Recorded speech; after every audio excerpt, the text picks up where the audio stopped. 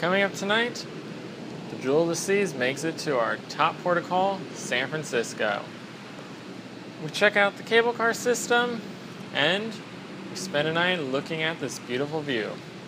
It's all coming up, so let's set sail.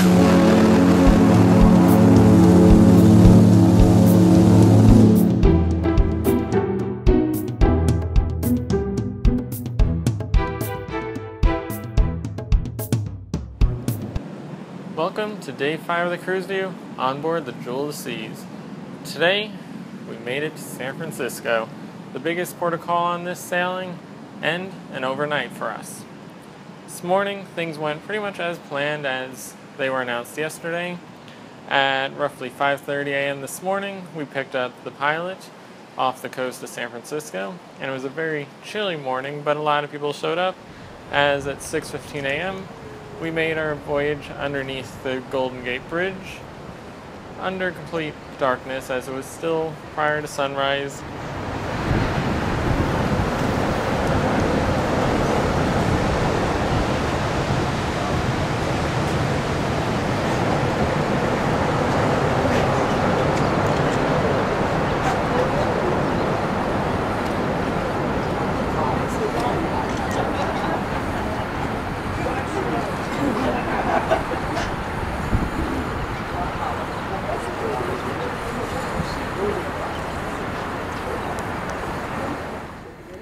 And just as we got under the Golden Gate Bridge, the sun did start to shine and show itself on the horizon to help light the way and all the scenery around us as we made our way through the harbor, finally docking at 7 a.m. at the brand new terminal that opened up this year in San Francisco, Pier number 27.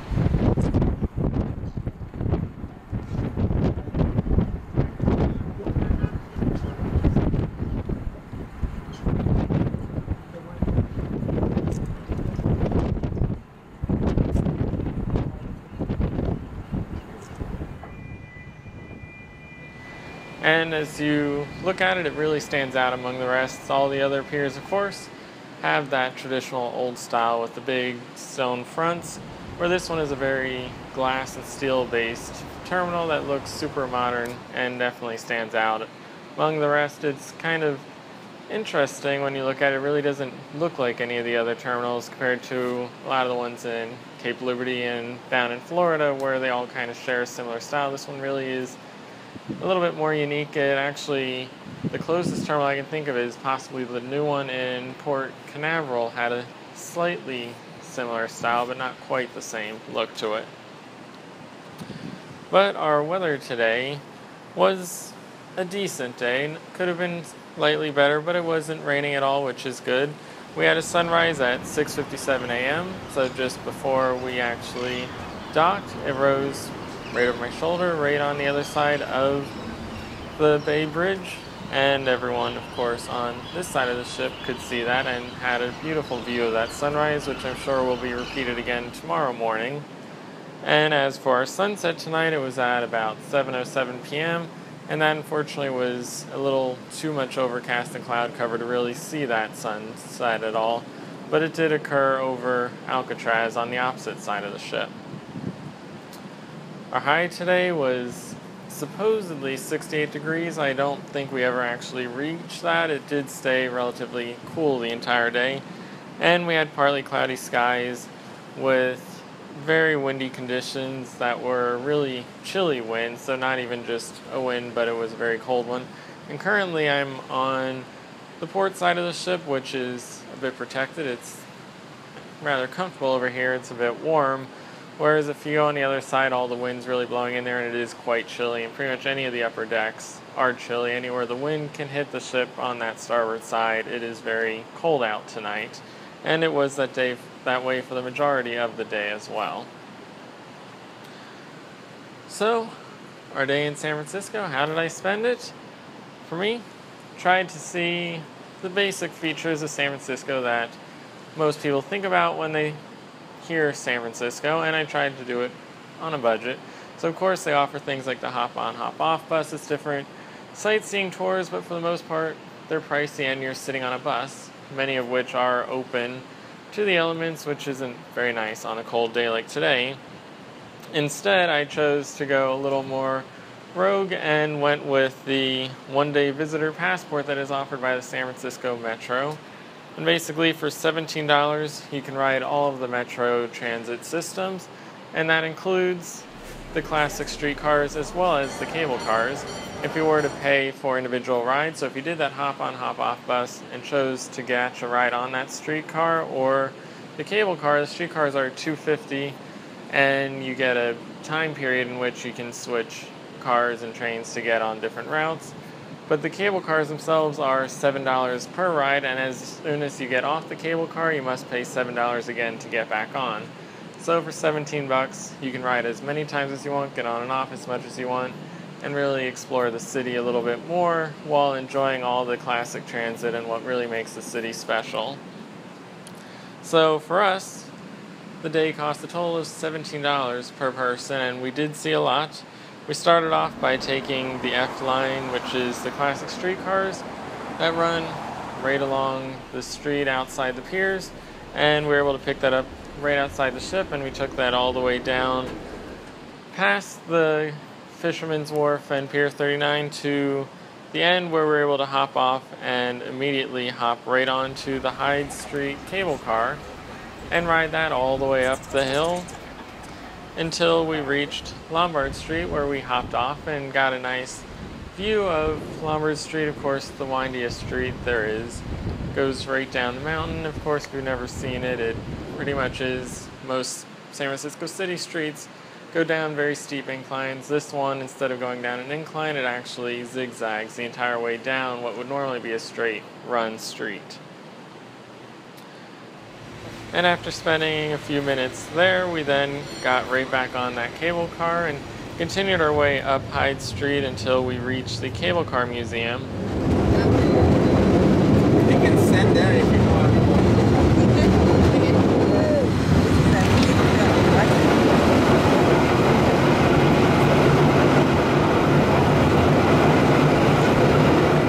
Which is a free museum that's open to the public.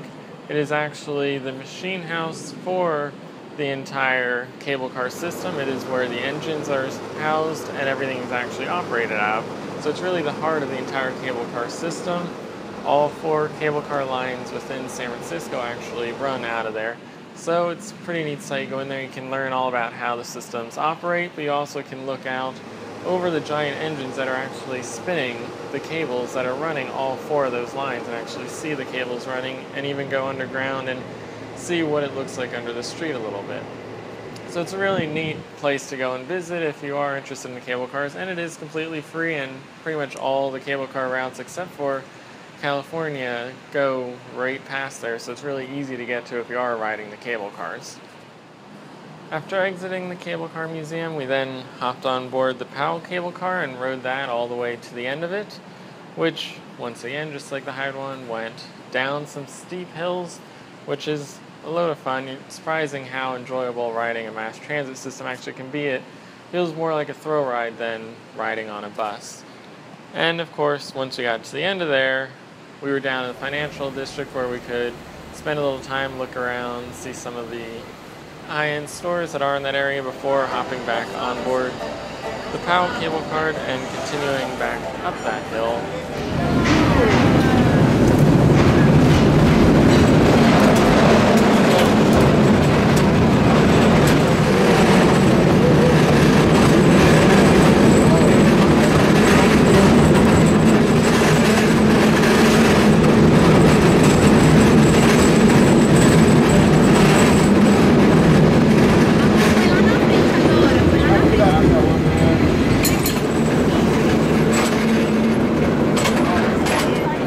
Until we reached the California cable car line and switched over to that and rode that to the end.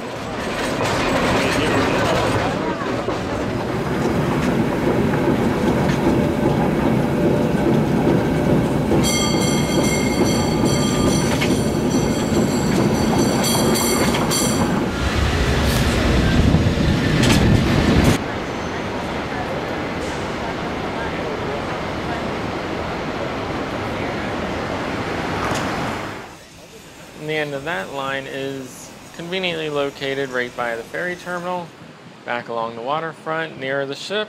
So we're then able to hop off of that and walk about half a block through a nice little park area and hop on board the F-line. We did spend a few minutes looking around the ferry terminal where they do have a bunch of shops and a little market area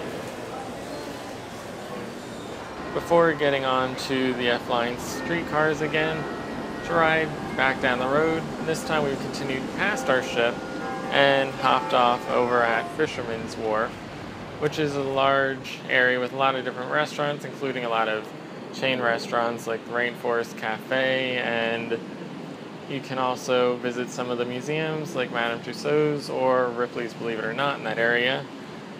And after that we walked down the pier a little bit until we reached Pier 39, which is another large shopping and food area.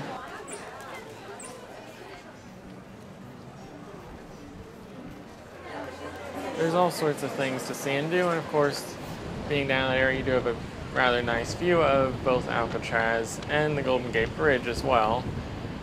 And ultimately, once we were done there, it was almost dinner time, so we hopped onto a free shuttle that is actually offered that runs directly from the ship to Pier 39 and continues to run all day long at about 15-minute intervals to get passengers back and forth between the shopping area and the ship. So we took that right back to the ship and made it in time for tonight's dinner, which following that we then went back out, took that F-line right back to Pier 39 just to see a little bit of the city at night once again to end our evening in San Francisco for our nice overnight today.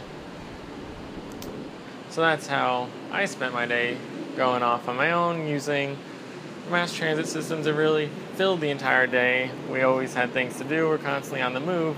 And while it felt like we covered a lot of ground, when you look at the actual map of San Francisco, we really covered just a small little corner of the city, yet it still filled our entire day with things to see and do. And once again, it only costs $17 to do all that.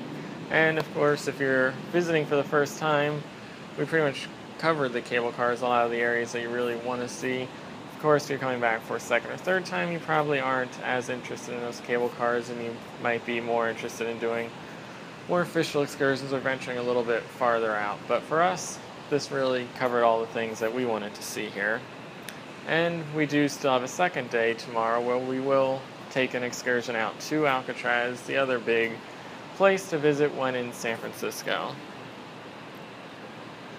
But as for the compass for today and people that stayed on board the ship, you got a beautiful view all day long. If you're on the port side of the ship, you have this incredible view of both the city, including the ferry pier down there, as well as the Bay Bridge, which is beautifully lit up all night long. And of course, tomorrow morning we'll have a beautiful sunrise over this again. If you're on the starboard side, you have a view of more of the piers, as well as a view of Alcatraz, and you can even see the Golden Gate Bridge right from the ship. Fortunately, at night it is darker on that side, so whereas this side is nice and lit up and you have a view over the other side, you had a nice view all day long, but there really isn't too much to see at night from there. But throughout the day, in addition to the view, there were, of course, the usual trivia and other activities going on. And tonight's dinner was another casual night, luckily, since we are in port all night. And it was a very empty one. It seemed like probably only about a third of the dining room was filled tonight. But it was the Sage menu.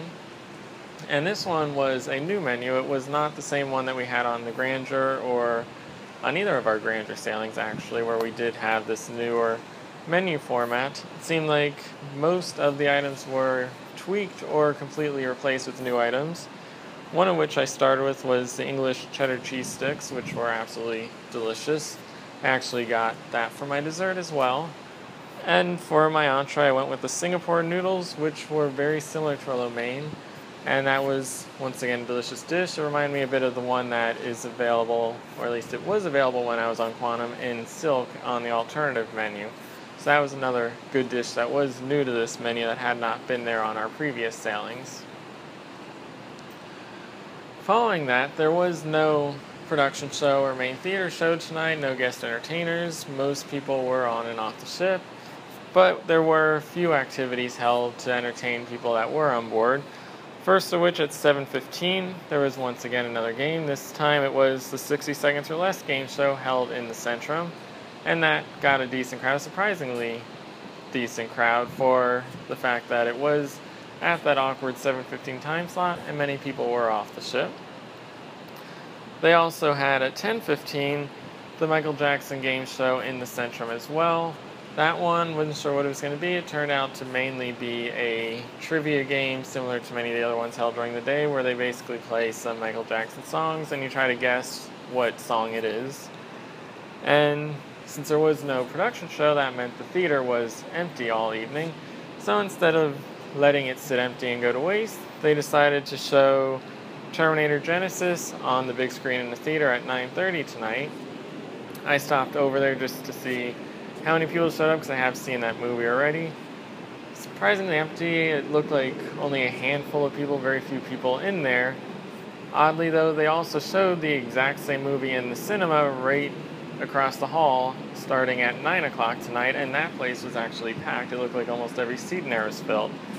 So it's a little odd that people chose the cinema over the theater, but they probably should have switched that up, put two different movies in there. But it seemed like people either didn't realize it was in the theater, or maybe that half hour was enough to make them think they wanted to get to bed a little bit earlier. But either way, it looked like the theater was at least in use, so it didn't go to waste for the night, which is always good when they take advantage of all their venues to provide as much entertainment as possible when they can. But of course, the biggest entertainment of today was San Francisco itself, and that is what I'm going to focus on a little more today, is the sea views of this ship, and there are a lot of them. Of course, on the Quantum of the Seas, one of the big issues was there was very little sea views. There was a lot of areas you could go to and try to look through glass, but there really wasn't much you could actually go find a place to just stand out and look at the ocean. The promenade deck wasn't very nice. On the Grandeur, it was a little bit better. There was a lot of open areas, and the Radiance class really seems to take that to the next level. You got this beautiful promenade deck here down on deck 5 that is completely open all the way around. You can walk the entire distance, go out on the bow if you want, and there's even a small little walkway around the back of the ship, so you have some incredible open views here. But up on the top deck, there's all sorts of areas, of course, along the pool deck, all the usual places. Back on deck 12, though, you have some additional space in the back to view the ocean, similar to the Quantum class, as well as down in the Windjammer. But then all the way in the front, just like the Grandeur, where you do have a nice walkway around the front of the ship to look out at the ocean. And you do have a deck above it, deck number 13. On the Grandeur, it was the observation area. Here, it's a nice big open space where it's, I believe, the closest area I've seen on any ship I've been on where that you can get to the actual mast of the ship. You're really almost in line with the base of it, where most ships it's kind of up and a distance from you. So it is a great place, of course, for days like today where you're going to pass under a bridge, because you are about as close to the top of the ship as you can possibly get, which offers a great view of just how close you're getting to the bridges. But in addition to that deck number 13, from that deck number 12 area, there are also stairs that lead down in front of the spa to a deck number 11 area where you can look out. So there's really 3 different decks you can stand on to look out from the front of the ship, in addition to the bow. And then, of course, in the back, you got the walkway on the promenade, you've got the Windjammer area, and you've got both the deck number 12 area by the Seaview Cafe and around the back of there, as well as up on deck number 13, you've got around the miniature golf course. So there's all sorts of areas on the ship that you can really go to and just look out at the ocean, and almost all of them are unobstructed. There's a couple areas on deck 12 where there's some elevated glass to block the wind, but for the most part, you really can go almost anywhere around this ship and find somewhere to stand out there and look at the scenery, look at the Bay Bridge, the Golden Gate Bridge on the other side, out at San Francisco right in front of us, and just see all the beautiful scenery around here. So it really is a great ship to sort of visit a port like this where things are all around you and there's a whole lot to see, not only when sailing in, but times like right now where we're sitting in port and you can see all this life going on around us. So we'll be remaining in San Francisco throughout the night tonight, and tomorrow we will have our second day in San Francisco. I'll be taking the time to go visit Alcatraz. And of course, we'll be leaving at, I believe, 5 p.m. tomorrow. So we'll be sailing under the Golden Gate Bridge again, this time during the day. So be sure to tune in again tomorrow and check that one out.